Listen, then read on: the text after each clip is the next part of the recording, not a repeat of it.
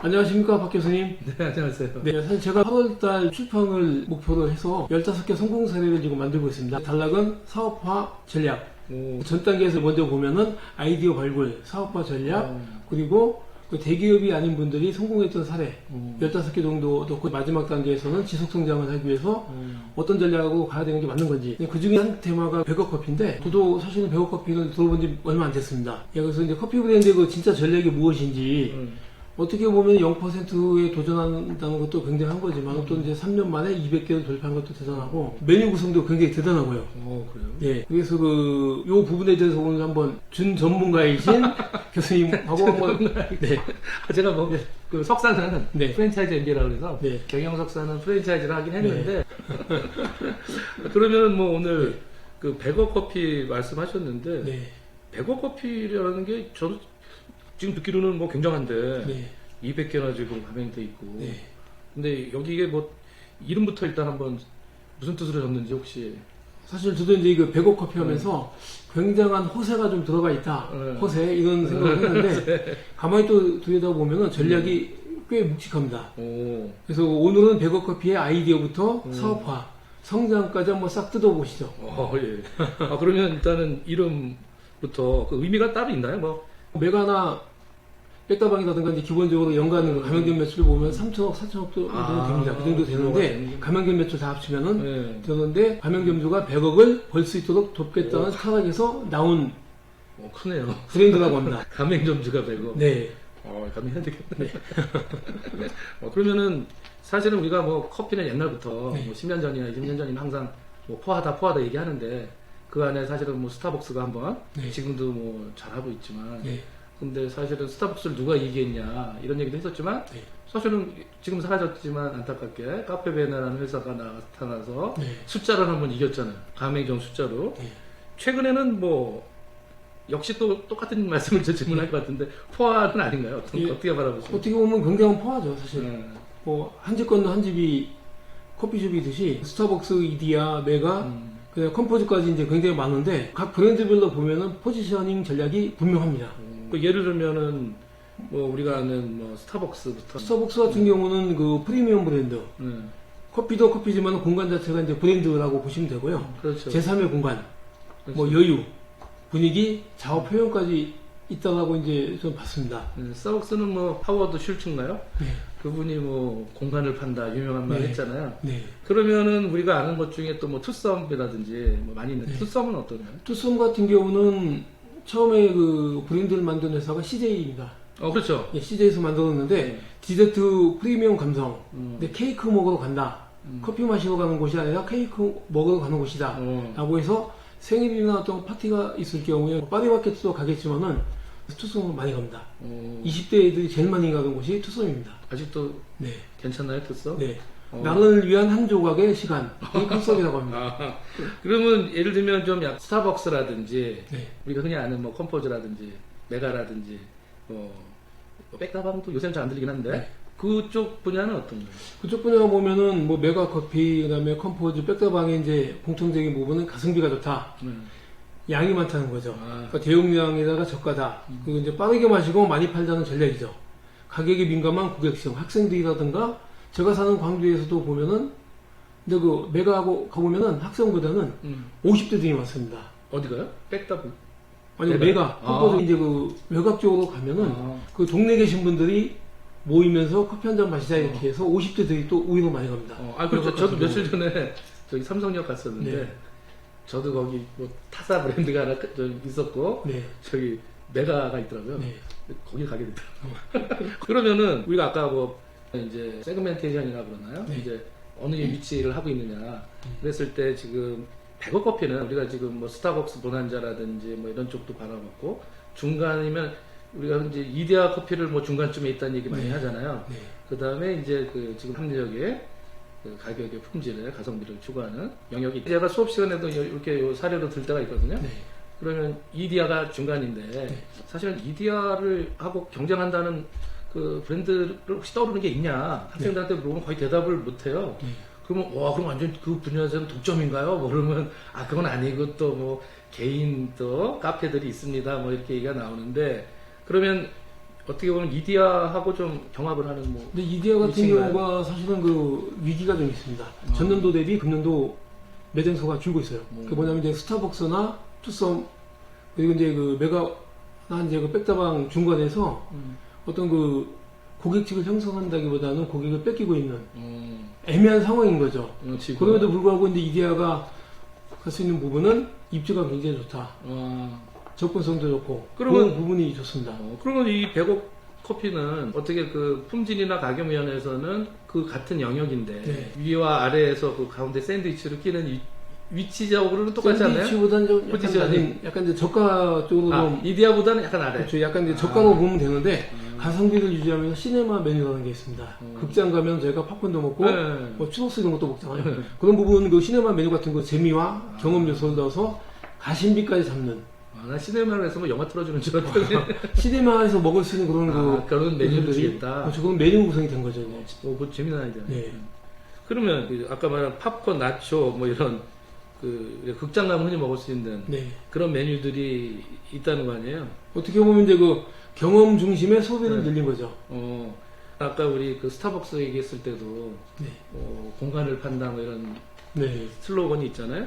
그럼 여기도 지금 처음에 시네마라는 얘기 내가 들었을 때 네. 뭐 그런 건가 했더니 거기서 이제 그 분위기보다는 메뉴를 차용해서 네. 그런 분위기를 여기에서는 이제 커피만 파는 게 아니고 여기는 예를 들면은 어떤 재미라는 면에서 그러니까 뭐 공간을 판다 여유를 판다 아까 말씀하셨는데 그 어떻게 보면은 그 추러스라든지 뭐 그 팝콘 같은 것도 그 메뉴에 들어가잖아요. 그렇죠. 그러면 같은 커피나 이런 메뉴인데 근데 그 배고 커피 같은 배우 경우는 커피의 재미는 메뉴의 뭔가? 구성을 많이 늘린 겁니다. 그걸 아까 말씀드렸지만은 재밌다. 팝콘이라든가 추러스라든가 물론 이제 뭐 케이크도 팔고 웬만한 음식도 많이 팔긴 팔아요. 기념품도 팔기도 하고 카페에서. 근데 그런 부분 다 파는데 그럼에도 불구하고 이제 그 맛이라는 부분을 자꾸 강조한다는 부분이 간식으로서 굉장히 좋은 것들이죠. 그래서 시네마 메뉴라고 했던 부분이 팝콘이라든가 주식은 아니지만은 사이드로 심심할 때 커피 한 잔 마시면서 커피만 마시기 좀 뭐하잖아요. 약간 좀 출출할 수도 있고 그렇죠. 추러스, 팝콘 여자분들이 좋아하지 않습니까? 그렇죠. 네. 그러면 어디 프랜차이즈니까 우리가 이제 본사를 생각 안 할 수가 없는데 네. 그러면 어쨌든 남아야 되잖아요. 네. 가맹점들이. 그러면 그 메뉴 이외에 어떤 구조를 생각하고 있는 건지 본사. 어떻게 보면 이제 그 가맹점이 살아야지 본사가 살 수 있는 구조이기 때문에 제가 그 작년도 이제 분석한 거에 의하면 메가라든가 그 컴포즈 같은 경우에 매출액이 3천억, 4천억 되잖아요. 본사 매출액이 100억일 것 같습니까? 안 그렇습니다. 본사 매출액이 거의 20% 이상입니다. 본사의 20%에서 많게는 30%까지 가요. 영업의 비용을 반영을 안 하면은 3천억 매출액에 700억에서 800억, 1000억. 본사의 수익이 높습니다. 수익이라는 것은 뭐 영업이익 얘기하시는 건가요? 본사의 프랜차이즈 같은 경우에는 가맹점이 1000개라 이렇게 하더라도 본사 직원은 게 많지 않습니다. 20명 대회예요. 뭐 30명, 40명 하는 구조가 아니고. 그렇죠. 예. 그리고 특히 외식이나 이제 음료 같은 경우는 직원들 자체가 이제 적기 때문에 인건비라든가 일반 그 판매 관리비 그런 부분이 좀 많이 적죠. 그래서 가맹점에서 많이 남으면 본사가 손해보지 않겠냐라고 하는데 손해는 안 보는 거죠. 단지 가맹점을 좀 튼튼하게 함으로써 본사 구조도 튼튼해지는 구조도 가고 또 하나가 뒤에 나오지만은 한 명의 가맹점주가 한 개 매장만 하는 게 아니고 지금 멀티 스토어 해가지고 거의 뭐 20% 중반대로 이제 다점포 운영하는 경우가 많습니다. 사실은 본사가 남기려면 경영에 있어서 우리나라 같은 경우는 대부분 물류에다가 올려서 어떻게 보면 뭐 유통업체 같은 본사가 그런 역할을 하는데 본사 입장에서는 사실은 아까 말씀하신 대로 경영 구조를 최대한 축소하려면 사실은 뭐 슈퍼바이저도 내보내야 되고 관리를 해주려면 그 브랜드와 통일을 시켜야 되잖아요. 메뉴라든지 관리가 돼야 되니까 어디를 가든지 같은 브랜드, 같은 맛, 같은 분위기 되려면 결국 비용인데 외주할 수 없는 핵심들이 있잖아요. 로열티 같은 경우는 없지만 물류 같은 경우는 이 구조는 어떻게 하나요? 물류 같은 경우는 그 프랜차이즈는 대부분 3자 물류 활용을 합니다. 직접적으로 본인들이 재고 관리하고 그 소분해가지고 전국의 매장에다 뿌려주는 그런 구조가 아니고 전문 물류업체를 활용을 하는 거예요. 그걸 저희가 이제 3자 물류라고 하는데 이거 3자 물류로 하기 때문에 그럼에도 불구하고 이제 물류에는 마진이 좀 붙죠. 어쨌든 간에 물류 붙고 이제 교육비 붙고 그 다음에 카페에서만 남는 게 아니라 이제 그 아까 사이드 메뉴, 추로스라든가 팝콘 그쪽에서 또 이제 마진도 있고 그럼에도 불구하고 이제 메가나 이런 데에 비하면은 그 본사의 수익률은 좀 적을 수 있죠. 왜냐면 가맹점 쪽에 조금 더 남겨주기 때문에. 가맹점들한테 그 노하우랄까 해주는 것들은 어떤 것들이 있죠? 뭐 기본적으로 이제 뭐 교육이라고 하는데 교육 같은 경우는 이제 시스템을 어떻게 운영할 건지, 그다음에 메뉴를 어떻게 세팅할 것인지 뭐 그런 부분부터 이제 그 마케팅에 대한 부분, 상품 분석, 초기 인테리어 이런 부분까지도 이제 그 지원하면서 교육도 같이 하는 거죠. 초기에 로얄티를 많이 받고 초도 물량을 많이 넣어서 남기는 뭐 인테리어까지 하면 이제 거의 가맹점에서 받을 수 있는 건 많이 받는 건데 거기에서 많이 줄이고 나머지에서 이제 그 지속 성장하면서 오랫동안 수익을 받을 수 있는 장기 파트너로서 관계를 가져가는 거죠. 스타벅스의 매장 규모라든지 우리가 이미지가 있잖아요. 네. 여기는 어떤 형태로 매장들이 구성이 되나요? 사실 일반 그 카페에 가면 이제 공부하는 사람들도 많고 저도 이제 스타벅스 가끔 갑니다. 이디야도 가끔 가고 왜냐면 제가 네, 제가 거기서 이제 노트북 펴놓고 그래도 뭐라고 안 해요 잘. 특히 스타벅스는 굉장히 좋아요. 좋은데 이제 여기에도 이제 북카페 그다음에 그 스터디 뭐 이런 식으로 이제 키즈존 매장 그 상권에 따라서 어떤 그 유형이라든가 이제 고객들에 맞춰서 1시간 안에 빨리 차 한 잔 마시고 나가세요 이런 분위기는 아니에요. 그런 게 아니다 보니까 그렇다고 여기에서 손님이 많은데 뭐 3시간 4시간씩 앉아있는 분은 없거든요. 제가 하나 좀 여쭤보고 싶은데 교수님하고 제가 이제 오늘 그 미팅하는 이유 중에 하나가 교수님이 그 시니어 산업학과 지금 주임 교수님이시잖아요.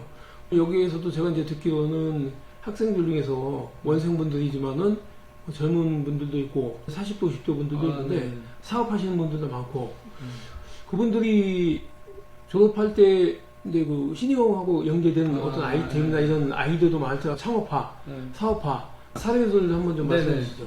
시니어들의 재취업, 전 직전 서비스라고 하는데 그런 분야가 하나 있고 하나는 창업인데 창업도 뭐 스타트업 창업도 있고 우리가 뭐 컨설팅을 한다든지 1인 지식 창업도 있고 그 다음에 지금 우리가 얘기하고 있는 이런 점포형 창업들이 있는데 근데 최근에 기억나는 것들은 우리가 제일 처음에 졸업생이죠.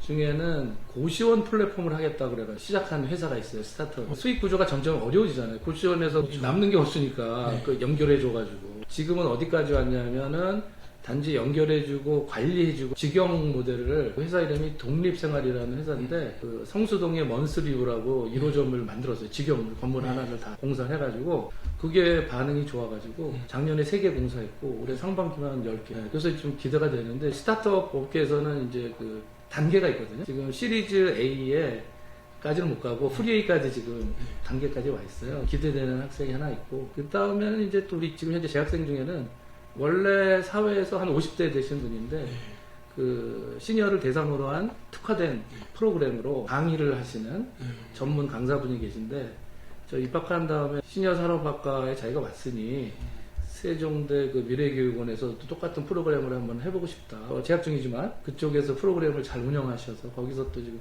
교수님이라는 소리도 듣고 활동하시는 분도 계시고 뭐 많이 있습니다. 다양한 경우. 고시원 같은 경우는 이제 제가 좀 관심 있는 부분이 한데 꽤 됐어요. 한 7, 8년 전에 제가 그 소상공인시장진흥공단에서 유망 소상공인 프랜차이즈와 사업 지원을 했었거든요. 그때 이제 지원할 때 저희가 그 프로젝트 가면서 고시원 업체의 홈페이지도 좀 만들어드리고 앞으로 이제 전망이나 이런 부분도 좀 말씀을 드렸는데 좀 그분이 실패는 아니에요. 5개까지 오픈했으니까 5개까지 오픈을 했는데 저도 현장을 가보니까 고시원을 운영하는 분 같은 경우에는 비용의 최소화, 그리고 이제 공실률도 어떻게든 줄이려고 하는 사업을 확장한다기보다는 이 사업 확장도 중요한데 가지고 있는 거를 어떻게든지 이게 수익을 내려고 하다 보니까 거기에 사시는 분들이 작년도부터 올해 못하고 올해부터 내년 못할 거 아니에요. 어쨌든 간 인테리어는 이제 시간이 갈수록 낡게 되니까 그런데 그런 모습을 보면서 아 고시원도 앞으로 이렇게 좀 바뀌겠구나 라고 생각을 했는데 맞아요. 여기도 굉장히 다양하게 그 공간을 말씀하신 것처럼 구성하더라고요. 거기 가서 학생들하고 가서 삼겹살 파티도 한번 했는데 옥상에 주변이 오피스타운이다 보니까 주변에 아무도 없는 거예요. 그럼 좀 떠들어도 되고 뭐 옥상에서 최고의 입지에 아마 뭐 검색 해보시면 금방 나오겠지만 그래서 이게 사실은 투자자들한테 고시원 모형을 모델을 갖고 가면 투자자들이 다 거절해요. 자기들이 검토를 다 해봤는데 수익 내기가 쉽지 않다. 과거의 모습을 보고 네. 생각을 하니까. 근데 지금 그 이 독립생활에서 하는 네. 그 직영 모델 또 그것도 가맹 비슷하게 네. 투자를 받아서 나눠 먹는 쉐어하는 네. 이런 형태로 지금 가고 있는데 앞으로 좀 기대가 될 것 같아요. 거기는. 제가 비슷한 유형일지 모르겠는데 오늘 누가 소개해줘가지고 패스트5에 들어갔거든요. 패스트5에 들어갔는데 플랫폼이 어마어마합니다. 그냥 단순하게 일하는 공간이 아니고 역동적인 그 분위기. 강남에 사무실이 있는데 서울역이나 대전에서 회의가 있다라고 하면은 사전에 회의실 예약해가지고 그 공간을 사용할 수가 있어요. 모든 게 비용 안에 포함되어 있고 이 비용 자체가 제가 사무실 얻는 것보다는 굉장히 저렴해졌어요. 저렴해지고 그리고 이제 카페 분위기 이상으로 아까 저희가 보면 카페 얘기 많이 했잖아요. 커피숍보다 더 깔끔하고 아침마다 다 청소합니다. 더 깨끗하고 더 깔끔해요. 그래서 야 공유 페이스가 이 정도면은 말씀하신 대로 고시원도 진화를 해야 되지 않을까. 플랫폼에다가 플러스 알파 해가지고 AI 활용해가지고 내가 고시원 있다가 만약에 출장에 갔는데 잘 곳이 없다라고 하면 그쪽에 연계해가지고 잘 수 있는 물론 이제 비용을 조금 더 낼 수도 있겠지만 그런 플랫폼까지 연계한다고 하면 그런 공간의 활용이라든지 이런 면에서는 그 먼스리브 브랜드를 한번 지켜보시면 먼스리브요. 네, 지금 성수동에 일단 성수 먼스리브. 또 이름 틀린 거 아니야 또? 네. 그럼 이제 3부를 시작하죠. 처음에 이제 그 아이디어의 시작 왜 하필 그 100억 카페를 우리가 얘기했느냐. 그 다음에 이제 100억 카페에서는 왜 100억이라는 타이틀을 브랜드로 했느냐. 그 부분 제가 이제 얘기를 했고 두 번째 얘기했던 건 이제 사업화 전략. 점주가 남느냐? 남아야 되는데 이제 다른 브랜드보다는 점주가 많이 남는 구조로 가는 게 사실은 폐업률이 0%고 굉장한 거라고 좀 봐요.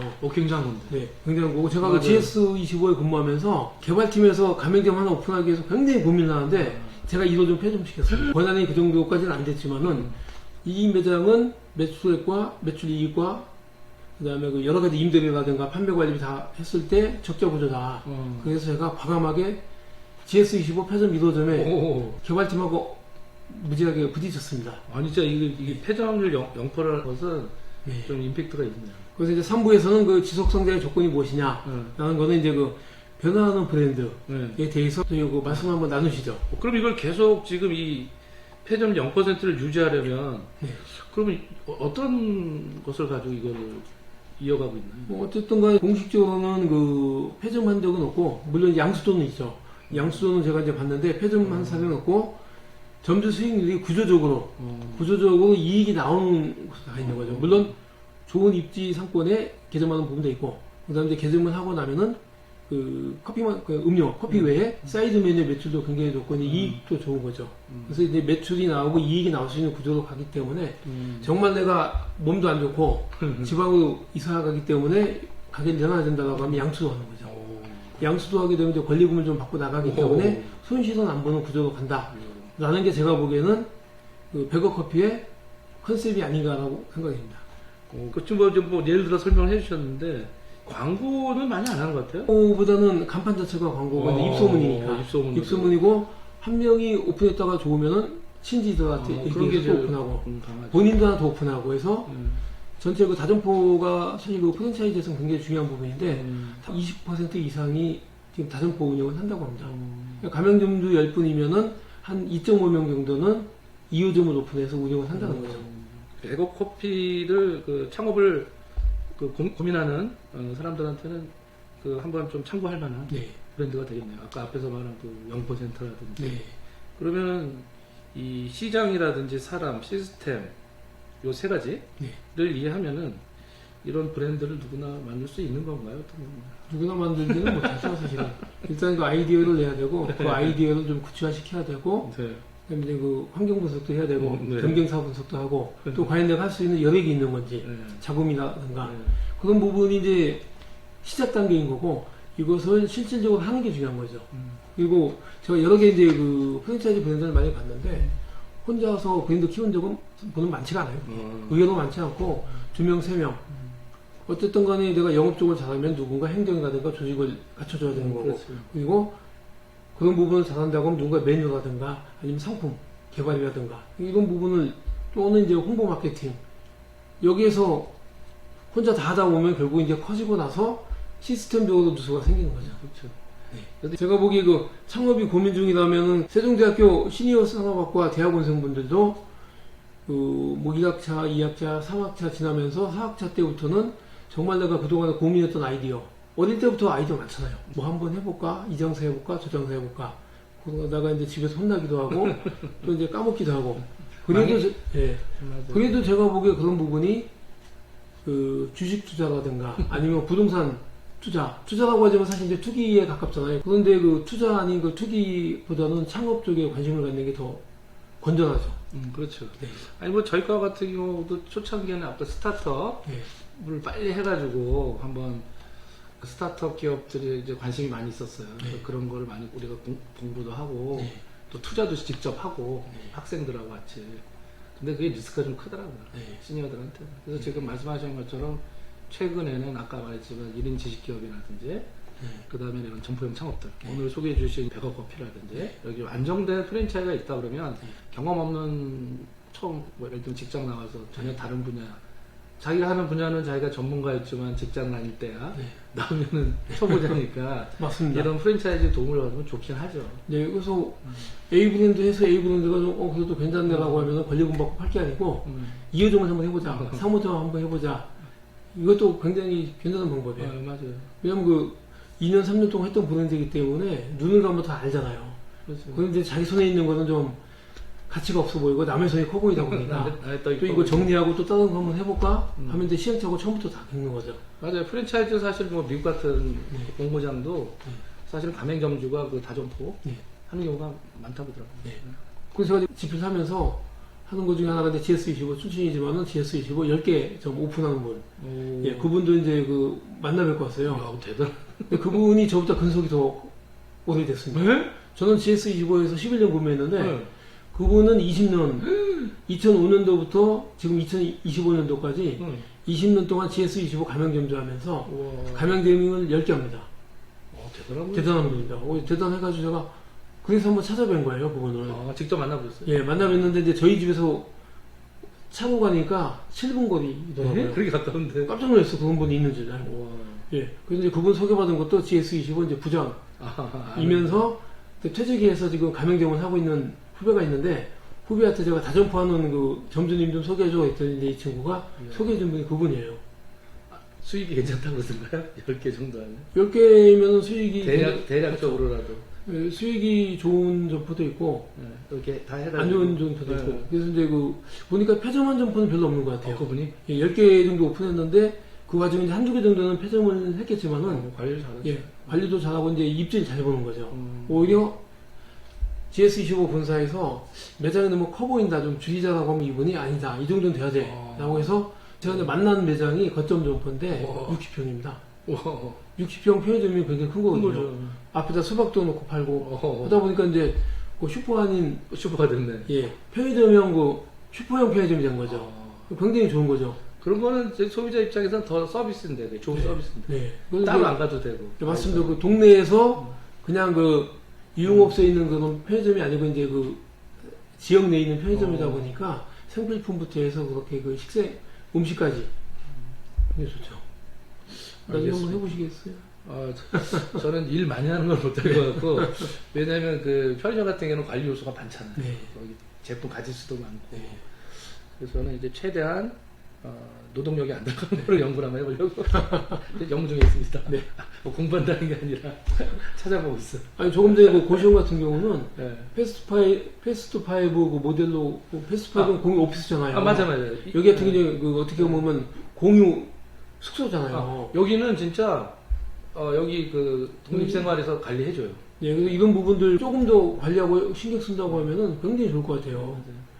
아직 생각을 못하고 있고. 그리고 패스트 파이브도 아까 저희가 스타벅스 얘기했잖아요. 스타벅스에서 일하다가 나온 아이디어가 패스트 파이브라고 합니다. 초기에 태동한 게.